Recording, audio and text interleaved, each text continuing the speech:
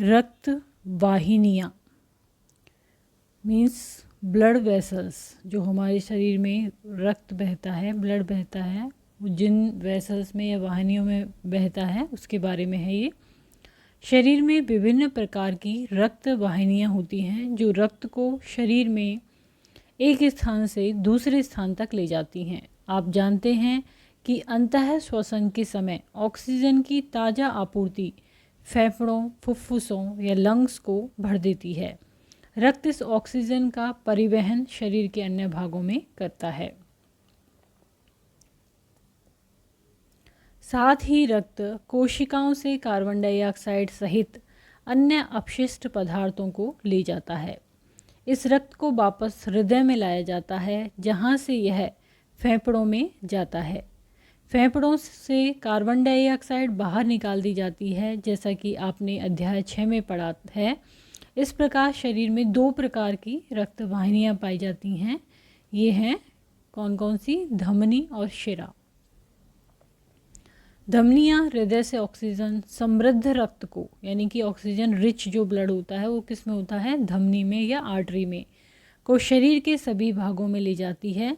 चूँकि रक्त प्रवाह तेजी से और अधिक दाब पर होता है, अतः धमनियों की भित्तियाँ, दीवार कैसी होती हैं? मोटी और प्रत्यास्थ होती हैं, इलास्टिक। आइए हम धमनियों से रक्त के प्रवाह का अनुभव करने के लिए एक क्रियाकलाप करते हैं। क्रियाकलाप 7.1। अपने दाहिने दक्षिण हाथ की मध्य और तर्जनी उंगली को अपनी बाईं वाम कलाई के भीतरी भाग पर रखिए, जैसा कि इस चित्र में दिखाया गया है। क्या आपको कोई स्पंदन गति धक धक महसूस होती है? यहाँ स्पंदन क्यों होता है? यह स्पंदन नाड़ी स्पंद नब्ज कहलाता है और यह धमनियों में प्रवाहित हो रहे रक्त के कारण होता है। देखिए कि 1 मिनट में कितनी बार स्पंदन होता है।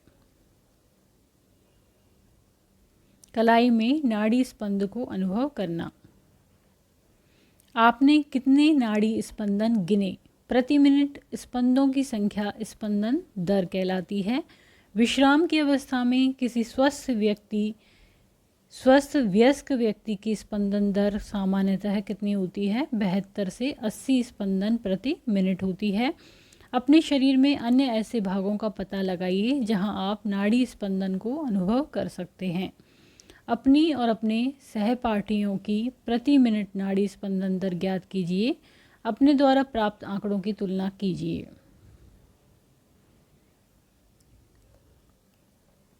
वे रक्त वाहिनियाँ जो कार्बन डाइऑक्साइड समृद्ध रक्त को शरीर के सभी भागों से वापस हृदय में ले जाती हैं, वो क्या कहलाती हैं? शिराएं। यानी पूरे शरीर से जो अशुद्ध रक्त है उसको ये वापस हृदय तक लाती हैं, ये कहलाती हैं वेन या शिराएं।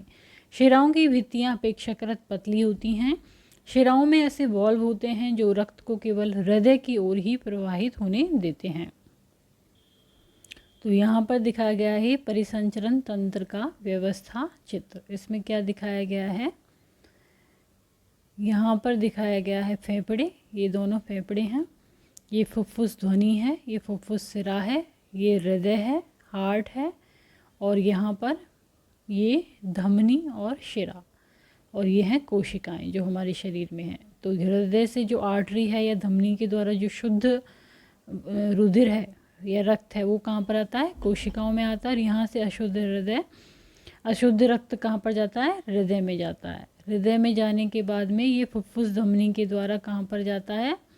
फेफड़ों में जाता है, और यहाँ से शुद्ध होकर वापस फुफ्फुस सिरा के द्वारा हृदय में आता है, और यहाँ से फिर ये साइकिल चलता है।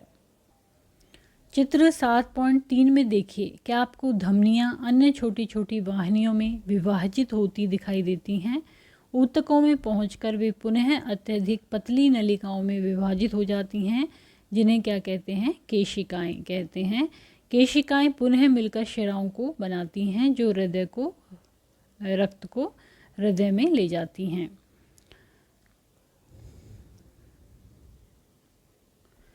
मैं चित्र 7.3 देखकर भ्रमित हूँ। मैंने पढ़ा था कि धमनी सदैव ऑक्सीजन समृद्ध रक्त ही ले जाती हैं। पहेली ने समझाया कि फुफ्फुस धमनी जो होती है हृदय से रक्त को ले जाती है, इसलिए इसे शिरा नहीं बल्कि धमनी कहते हैं। यह कार्बन डाइऑक्साइड समृद्ध रक्त को फेफड़ों में ले जाती है। फुफ्फुस शिरा ऑक्सीजन समृद्ध रक्त को फेफड़ों से हृदय में लाती है। रक्तदान।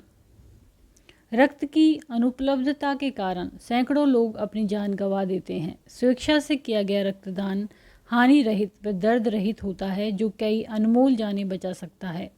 रक्तदान अस्पतालों में सरकार द्वारा अधिकृत जगहों पर ही किया जाना चाहिए। दान किया गया रक्त ब्लड बैंकों में विशेष देखभाल से रखा जाता है।